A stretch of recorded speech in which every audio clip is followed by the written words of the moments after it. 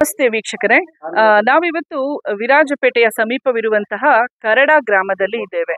ಇಲ್ಲಿಯ ಮಲೆತಿರಿಕೆ ಬೆಟ್ಟದಲ್ಲಿ ಈ ಒಂದು ಐತಿಹಾಸಿಕವಾದ ಪೌರಾಣಿಕವಾದಂತಹ ಶಿವನ ಆಲಯದ ಮುಂದೆ ನಾವಿವತ್ತು ನಿಂತ್ಕೊಂಡಿದ್ದೇವೆ. ವೀಕ್ಷಕರೇ, ನೀವೆಲ್ಲರೂ ಕೇಳಿರ್ತೀರಾ, ಏನಂದ್ರೆ ಟಿಪ್ಪು ಸುಲ್ತಾನ್ ಕೊಡಗಿನ ಹಲವಾರು ದೇವಾಲಯಗಳ ಮೇಲೆ ದಾಳಿಯನ್ನ ನಡೆಸಿದ, ಹಲವಾರು ದೇವಾಲಯಗಳನ್ನ ಧ್ವಂಸ ಕೂಡ ಮಾಡಿದ್ದಾರೆ. ಹಾಗೆ ಒಂದು ಟಿಪ್ಪು ಸುಲ್ತಾನ್ ಒಂದು ದೇವಾಲಯವನ್ನ ನಾಶಪಡಿಸಬೇಕು ಅಂತ ಪ್ರಯತ್ನ ಪಟ್ಟಂತಹ ದೇವಾಲಯಗಳಲ್ಲಿ ಕರಡ ಗ್ರಾಮದಲ್ಲಿ ಇರುವಂತಹ ಈ ಮಲೆತಿರಿಕೆ ಬೆಟ್ಟದ ಈಶ್ವರ ದೇವಾಲಯ ಕೂಡ ಒಂದು. ಟಿಪ್ಪು ಸುಲ್ತಾನ್ ಮತ್ತು ಆತನ ಸೈನಿಕರು ಈ ದೇವಾಲಯವನ್ನ ನಾಶಪಡಿಸಬೇಕು ಅಂತ ಬಂದಾಗ ಈ ದೇವಾಲಯದಲ್ಲಿ ಶಿವನ ಮಹಿಮೆಯಿಂದಾಗಿ ಇಲ್ಲೆಲ್ಲ ಒಣಗಿ ಕಾಡಿನಲ್ಲಿ ಬಿದ್ದಿದ್ದಂತಹ ತರಗೆಲೆಗಳೆಲ್ಲ ಜೇನ್ನೊಣಗಳಾಗಿ ಸೈನಿಕರ ಮೇಲೆ, ಟಿಪ್ಪು ಸುಲ್ತಾನನ ಮೇಲೆ ದಾಳಿಯನ್ನ ಮಾಡಿ ಅವರನ್ನ ಇಲ್ಲಿಂದ ಹಿಮ್ಮೆಟ್ಟಿ ಹೋಗೋ ಹಾಗೆ ಮಾಡಿದ್ರಂತೆ. ಅದಕ್ಕೆ ಸಾಕ್ಷಿಯಾಗಿ ಇವತ್ತು ನಮ್ಮ ಮುಂದೆ ಟಿಪ್ಪು ಸುಲ್ತಾನ್ ಖಡ್ಗದಲ್ಲಿ ಇದರಲ್ಲಿ ಕೈಗೆ ಹಾಕೊಂಡು ಇದೊಂದು ಏನಂತಾರೆ, ಕಬ್ಬಿಣದ ಒಂದು ಕೈಗವಸು ಇರಬಹುದು. ಇದರ ಮುಂದೆ ಇಲ್ಲಿಗೆ ಕತ್ತಿಯನ್ನ ಸಿಗಿಸ್ತಾ ಇದ್ರಂತೆ.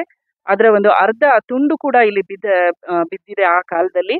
ಹಾಗೆ ಜನರ ಮೇಲೆ ದಾಳಿಯನ್ನ ಮಾಡೋದಕ್ಕೆ ಬಳಸ್ತಾ ಇದ್ದಂತಹ ಪಿರಂಗಿ ಗುಂಡು, ಇದು ಕೂಡ ಈ ದೇವಾಲಯದಲ್ಲಿ, ಇವೆಲ್ಲವನ್ನ ಟಿಪ್ಪು ಸುಲ್ತಾನ್ ಈ ದೇವಾಲಯದ ಮೇಲೆ ದಾಳಿ ಮಾಡೋದಕ್ಕೆ ಬಂದಿದ್ದ ಅನ್ನೋದಕ್ಕೆ ಸಾಕ್ಷಿಯಾಗಿ ಇವತ್ತಿಗೂ ಕೂಡ ಈ ದೇವಾಲಯದಲ್ಲಿ ಇದನ್ನ ಭದ್ರವಾಗಿ ಇಟ್ಟಿದ್ದಾರೆ.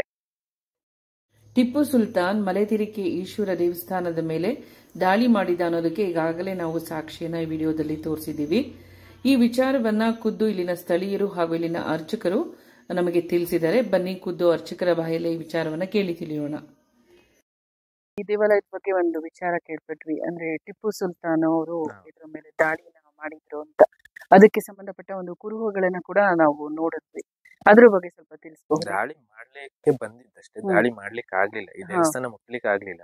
ಅವನ ಅರ್ಧದವರೆಗೆ ಬಂದಿದ ತಕ್ಷಣ ಅಲ್ಲಿಂದ ಎಲೆಗಳು ಜೇನ್ನೊಣಗಳಾಗಿ ಕಚ್ಚಿ ಓಡಿಸಿದಂತೆ, ಹನಿ ಬೀಸ್ ಅದಾಗಿ ಓಡಿಸಿದಂತೆ, ವಾಪಸ್ ಓಡಿಸಿದೆ.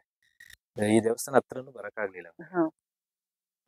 ಹಾಗೆ ಅದು ಮತ್ತೆ ಅವಾಗ ಕೈಗವಸು ಕಬ್ಬಿಣ ಸಿಕ್ಕಿರ್ಬೇಕು, ಮುಂಚೆ ಯಾರಿಗೆ ಸಿಕ್ಕಿದ ತಂದಿಲ್ಲಿಟ್ಟಿದ್ದಾರೆ.